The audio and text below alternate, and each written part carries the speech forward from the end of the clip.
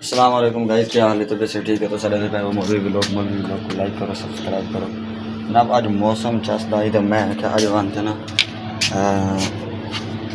दर्जी करो अपने कपड़े चाहूँ रुमाली चाह रहा हूँ। देखो धोपी कहने निकली जी में बदल है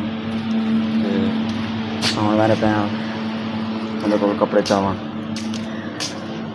दर्जी को कपड़े चाहना पे सारे नाल जुड़े रहे जनाब। असा जी में घरों बहर निकले थे असा थोड़ी ही देर बाद कुछ ही सफ़र करने तो बाद असा पहुँच गया दर्जी की दुकान ते।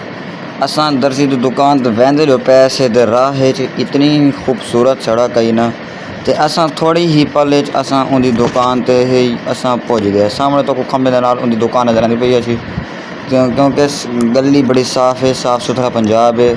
तो ये देखो ये जनाब इस सारे दर्जी की दुकान है। एक गूंग है एक करें बैठा काम पहले गूंगा ही होने से बोलन पै गई। अल्लाह ताला एक बोलने की सलाहियत अता फरमाई है। अल्लाह ताला सारे गूंग को बोलने की सलाहियत अता फरमावे, लेकिन ये समझदार बड़ा है ते नाल है गूंगा।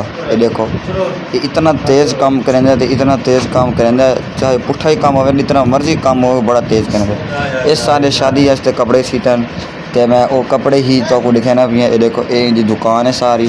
तो ये देखो बड़ा ही अच्छा सिस्टम बनाया है। इनका नाम आसिम फैंसी टेलर है। उनके बाद ये देखो ये मेरी कच्ची चाची खड़े। तो ये मेरा एक सूट है जोड़ा इस सीता है, बड़ा ही खूबसूरत है, बड़ा ही अच्छा सूट है काले रंग का। तो ये सारे बै सूट पे जोड़े असा शादी वास्ते ट्राई करने शादी वास्ते सिवाए। उनके बाद इस सारे कपड़े पूरे कहने सीते थे असा कपड़े ले बगैर ही वापसी आ गए।